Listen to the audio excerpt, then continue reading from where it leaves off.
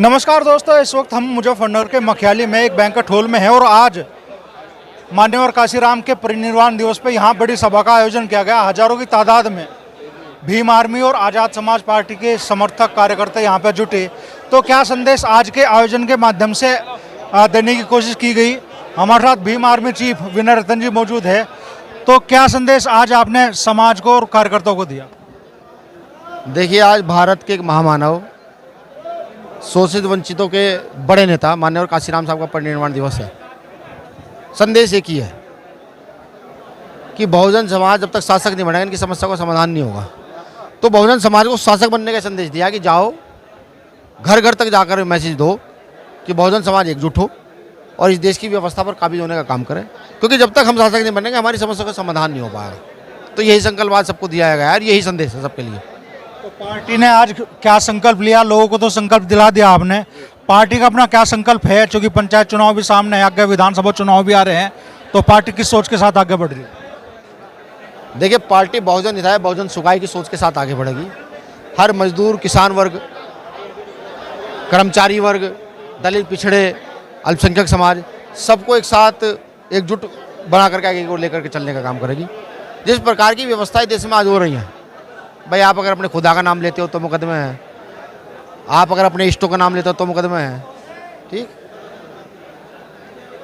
संविधान के जो मौलिक अधिकार हैं, जिसमें हर गैर बराबरी को नकारा गया है, बराबरी का सिंबल दिया गया है, उसी व्यवस्था के साथ पार्टी आगे बढ़ेगी। आज बहन जी ने भी बड़ी रैली की लखनऊ में। वैसे तो सपा, बसपा, भाजपा सब निशाने पर रही, सपा, भाजपा और कांग्रेस सब निशाने पर रही, लेकिन भाजपा के प्रति आज थोड़ी सी भाषा नरम दिखाई दी कि साहब ये अम्बेडकर पार्क है, इसमें टिकट का जो पैसा आता था समाजवादी पार्टी वाले दबा के बैठ जाते थे। मौजूदा सरकार ने फिर भी अम्बेडकर पार्क के विकास में इस पैसे को लगाया। किस तरीके से भाजपा के प्रति इस नरमी को, हालांकि हल्की सी नरमी है, आप देखते हैं? मुझे लगता है तो पूरा समाज देख रहा है, और माननीय बहन जी का यह स्टेटमेंट देने क्या रुक रहा है ये तो वही स्पष्ट कर पाएंगी। मैं तो सिर्फ इतना कहूँगा कि आज मौजूदा समय में मनुवाद से बड़ी लड़ाई है, और बहन जी, माफ़ी चाहूँगा बहन जी का नाम ले दिया मैंने, भारतीय जनता पार्टी और आरएसएस इस समय मनुवाद का केंद्र है, बहुत बड़ा केंद्र है।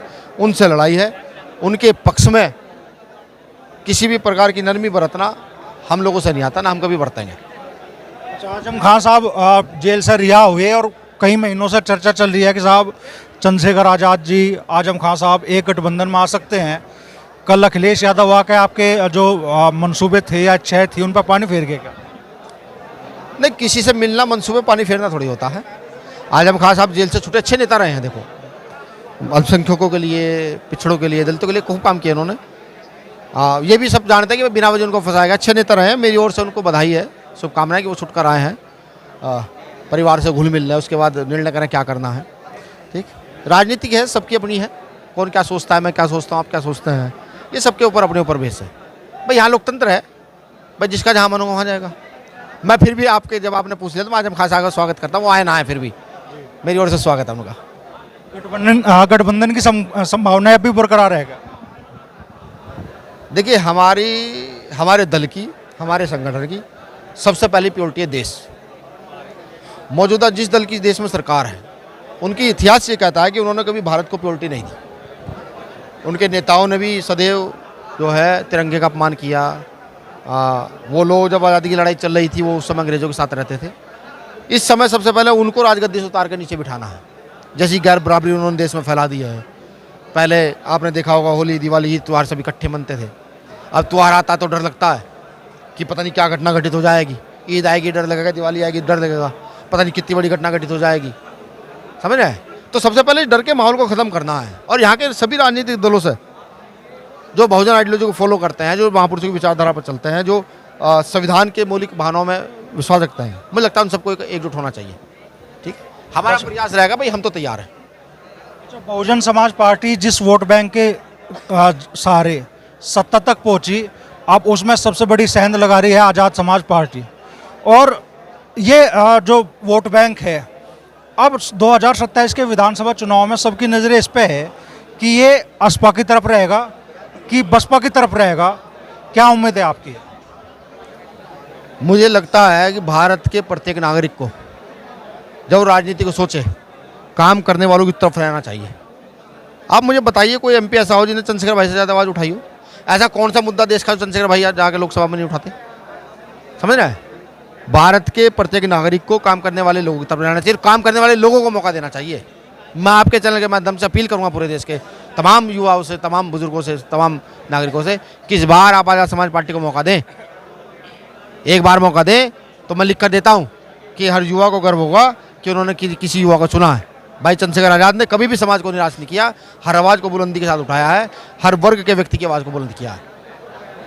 जहाँ आप खड़े हैं लगभग यहीं से पुरकाजी विधानसभा क्षेत्र शुरू हो जाता है, तौर पे कम मोहर लग रही है विनय रतन जी के पुरकाजी विधानसभा से चुनाव लड़ने में। देखिए भाई चंद्रशेखर आज़ाद जब एमपी का चुनाव लड़े थे तो पूरी जो हमारी कमेटी है, आज़ाद समाज party committee, Bhim army committee और जिला कमेटियाँ, उन्होंने जब तक ये नहीं कहा कि आपको चुनाव लड़ना है तो चंद्रशेखर भाई ने ये नहीं कहा था कि मैं चुनाव लड़ूंगा।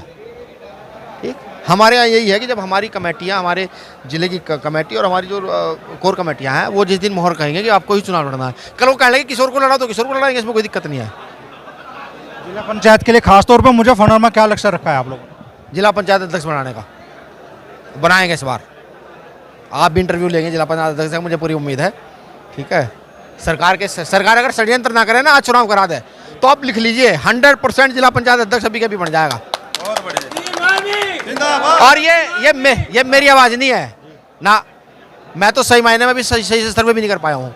ये ज़मीन से लोग आप जैसे साथी जो मिलते हैं तो बताते हैं, कोई जैसे कोई फेरी वाला मिल गया, उसने कहा भैया इस बार तो आपके साथ हैं। कोई रिक्शा चलाने वाला मिल गया, कोई रिश्तेदार मुजफ्फरनगर आया और वो गया यहाँ से बैठ के, वो 3 व्हीलर में बैठा, बस में बैठा, ट्रेन में बैठा, चर्चाएं हुई तो उन्होंने कहा, वो कह रहे हैं लोग अपने मुंह से, भाई ऐसी बात नहीं, इस बार जो है आज़ाद समाज पार्टी को ही आगे की ओर बढ़ाएंगे। तो हजारों की तादाद में आज समर्थक जुटे भीम आर्मी के, आज़ाद समाज पार्टी के, और विनय रतन ने जहां विधानसभा चुनाव में फैसला वोटरों पर छोड़ दिया, कहा है कि भाई मेहनत करने वालों को लोग तवज्जो दे, वहीं पुरकाजी विधानसभा सीट से टिकट कब तक फाइनल होगा उस सवाल को तो अभी वो जवाब नहीं दे रहे, लेकिन हाँ ये जरूर कह रहे हैं कि इस बार मुजफ्फरनगर में जिला पंचायत अध्यक्ष आज़ाद समाज पार्टी का बना।